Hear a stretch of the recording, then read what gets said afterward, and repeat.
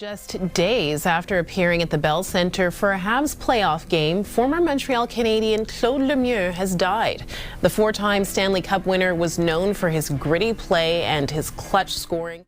Darren McCarty and Claude Lemieux remain two names permanently locked into the memory of the Detroit-Colorado rivalry era. What began as competition between the Detroit Red Wings and the Colorado Avalanche in the mid-1990s quickly evolved into an identity clash between the two teams. Within that environment, McCarty and Lemieux came to symbolize opposing forces in the same storm. Looking back through a modern lens raises a sharper question: whether the style of play that defined their era would even be permissible under today's NHL rules. Yet, time softened the conflict. And now, Darren McCarty has broken his silence on Claude Lemieux's final moments. Or, at least, that's what the rumors say. What is the truth, though?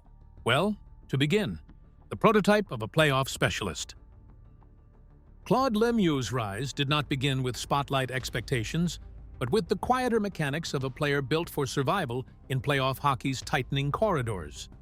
Drafted 56th overall in the 1983 NHL entry draft by the Montreal Canadiens, he entered a franchise already defined by championship pressure and internal standards that did not wait for development curves. He made his NHL debut in the 1983-1984 season, a period when Montreal still measured players against a binary test. Can you function in October hockey, or can you survive May? Lemieux was not introduced as a scorer to be protected or polished. He was inserted as a physical forward who could retrieve pucks, absorb contact, and extend offensive zone pressure when systems collapsed into chaos. By 1986, that identity crystallized inside a playoff run that ended in a Stanley Cup championship, marking his first ring and quietly setting a pattern that would define his career.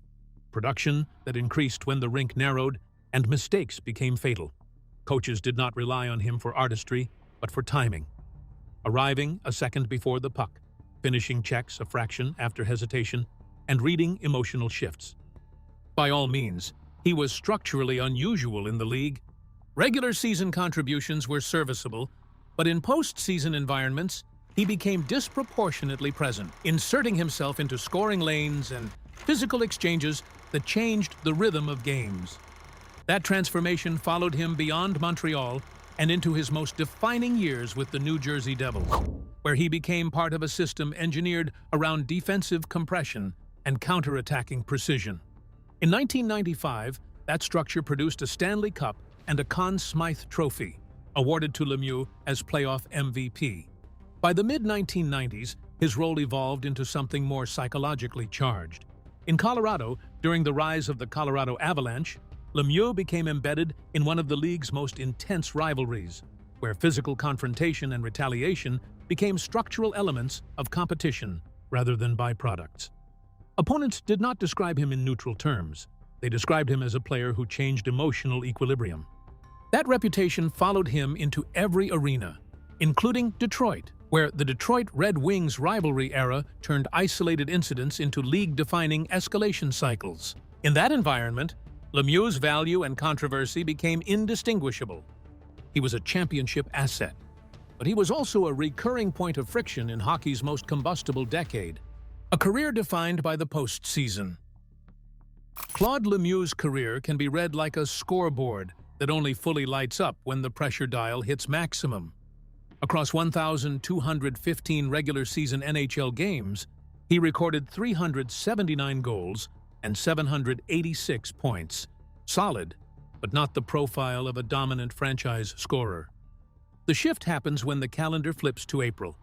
In 234 playoff games, he produced 80 goals and 120 points, a rate that outpaced his regular season rhythm and placed him among the more productive postseason forwards of his era. The contrast is not cosmetic. His game was built for compressed ice, exhausted legs, and series where every mistake carries compound interest.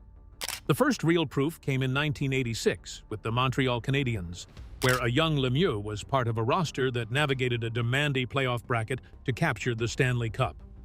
That championship did not present him as a centerpiece, but it established a pattern. He was trusted in elimination environments early in his career, a rare assignment for a developing forward. The Canadians used him in situations where puck retrieval under pressure mattered more than possession beauty, and that role quietly became his professional identity. By the mid-1990s, the pattern hardened into reputation. In 1995, with the New Jersey Devils, Lemieux reached his peak efficiency. That playoff run included 13 goals and 19 points in 20 games, culminating in a Stanley Cup and the Conn Smythe Trophy as playoff MVP. The Devils that year were defined by defensive structure and low-scoring margins, but Lemieux's timing turned narrow games into decisive outcomes. He was not leading in touches or ice time, but in moments that decided series trajectories. What followed in Colorado with the Colorado Avalanche in 1996 and 2000 reinforced the same arc.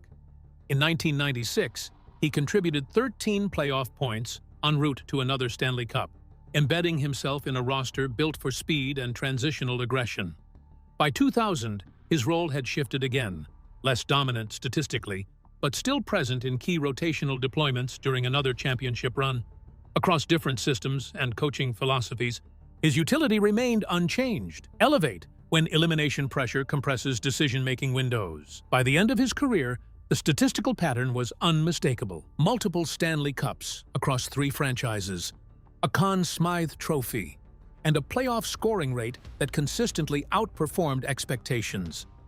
This is a legacy to be proud of. But there was another side to the story here. Identity as an agitator, skill, edge, and controversy. Claude Lemieux's identity in the NHL was never contained by goals or trophies alone. It was shaped in the space between legality and intent, where hockey's physical edge becomes a psychological weapon. Over 1,200 regular season games and nearly 240 playoff appearances, he built a reputation that followed a consistent pattern: possession, disruption, net front collisions, and situational aggression timed to destabilize opponents. Coaches valued it because it bent opposing systems. Opponents remembered it because it bent emotions first.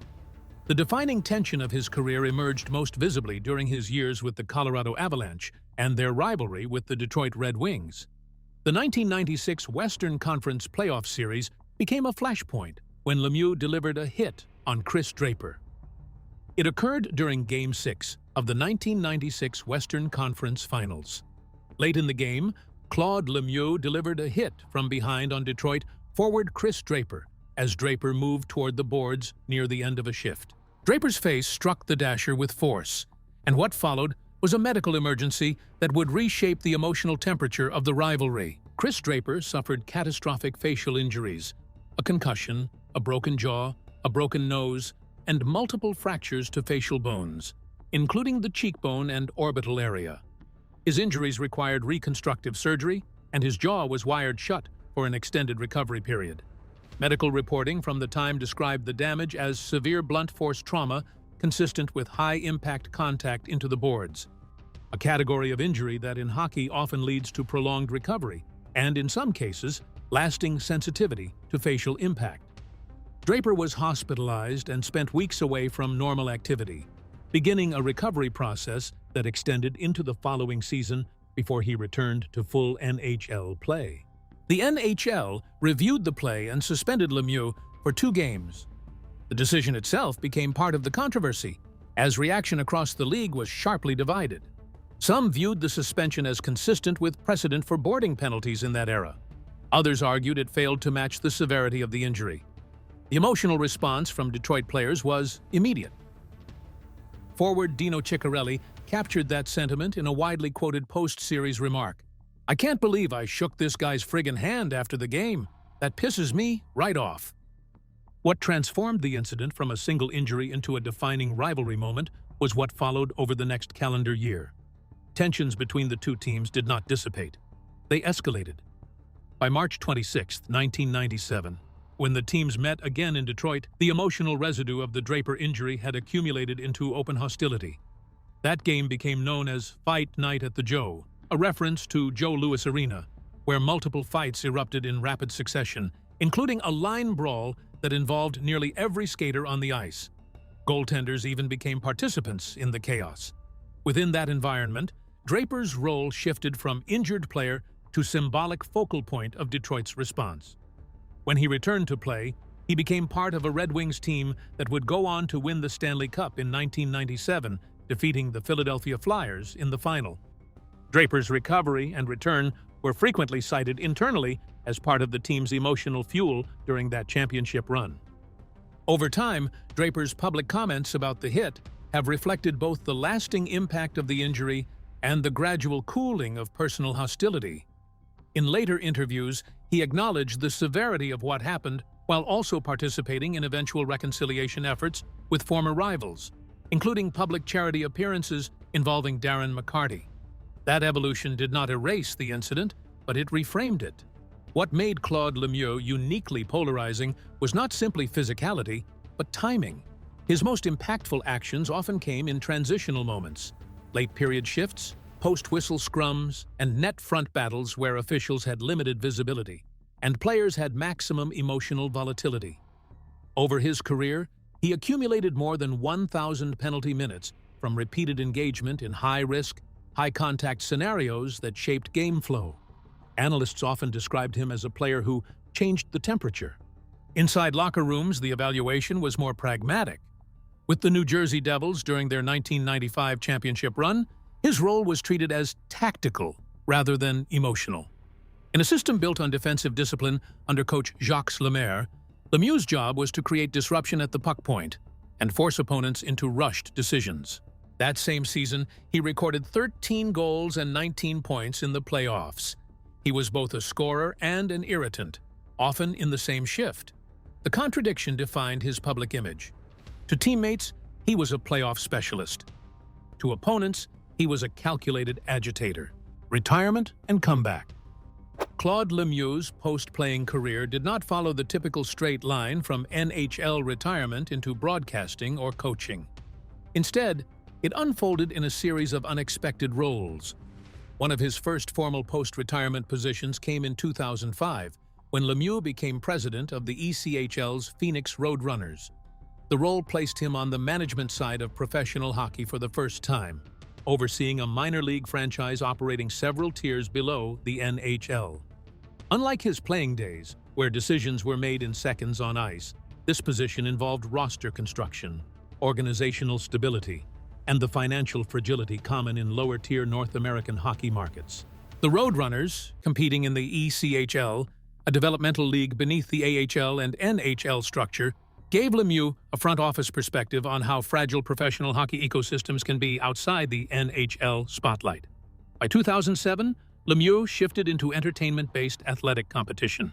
He appeared on Spike TV's Pros vs. Joes, a reality series that matched former professional athletes against amateur competitors. The format leaned heavily into nostalgia and physical contrast. Retired elite athletes versus everyday challengers attempting to replicate pro-level performance. Lemieux's participation reinforced his public image as someone still tied to competition, even outside structured professional sport. 2 years later, in 2009, he re-entered television in an even more unexpected format: figure skating. On CBC's Battle of the Blades, Lemieux partnered with world champion ice dancer Shea Lynn Bourne. The show paired NHL players with professional figure skaters, combining athletic balance, performance pressure, and live audience judgment. Lemieux's participation stood out because it required abandoning hockey's physical aggression entirely in favor of precision, timing, and artistic movement, skills far removed from his on-ice reputation. One of the most notable moments from the show came when Lemieux performed a routine set to Leonard Cohen's Hallelujah, in a version he reportedly helped record, singing in a duet with Catherine Rose. Later that same year, Lemieux briefly attempted a return to professional hockey. In September 2008, he publicly expressed interest in an NHL comeback during an interview on RDS. He initially joined the China Sharks of the Asia League Ice Hockey, a developmental professional league spanning multiple Asian markets. Soon after, he signed with the Worcester Sharks, the American Hockey League affiliate of the San Jose Sharks. In 14 games, he recorded 2 goals and 6 points. Modest production, but notable given his age and time away from top-tier competition. His performance earned him a 2-way contract with the San Jose Sharks in late December 2008. He was briefly exposed to waivers and reassigned before being recalled in January 2009. His NHL return was limited, but symbolically complete. On February 19, 2009, Lemieux recorded his only NHL point of the comeback, a primary assist on a Milan Michalek goal against the Los Angeles Kings. It was not a scoring surge or playoff revival, but a quiet statistical footnote that marked his final NHL contribution. That season, the San Jose Sharks also captured the President's Trophy as the league's top regular season team, though Lemieux's role remained depth-focused.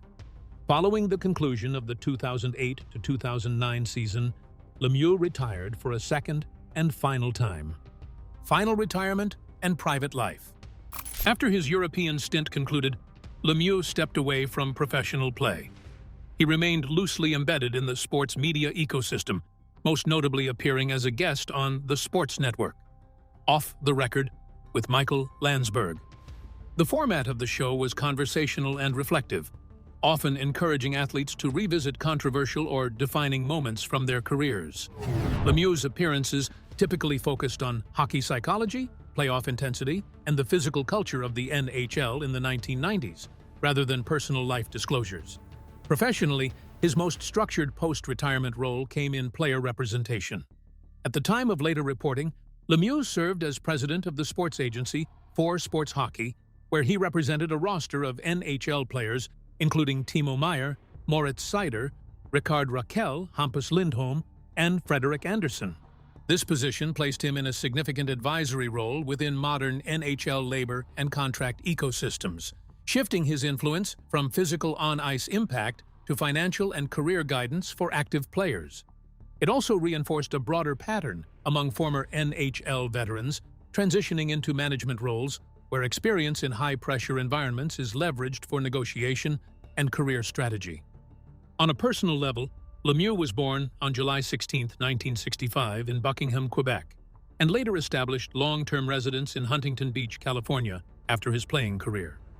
He became a naturalized United States citizen on June 26, 2009, formalizing his post-hockey life in North America outside Canada, while still maintaining strong ties to the sport's Canadian identity. Family remained one of the few consistently documented elements of his private life. Lemieux was the older brother of former NHL forward Jocelyn Lemieux, continuing a family connection to professional hockey.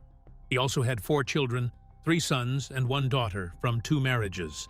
Among his children, his son Brendan Lemieux reached the NHL and played for multiple teams over a 7-season career, becoming a notable player in his own right due to his physical style of play.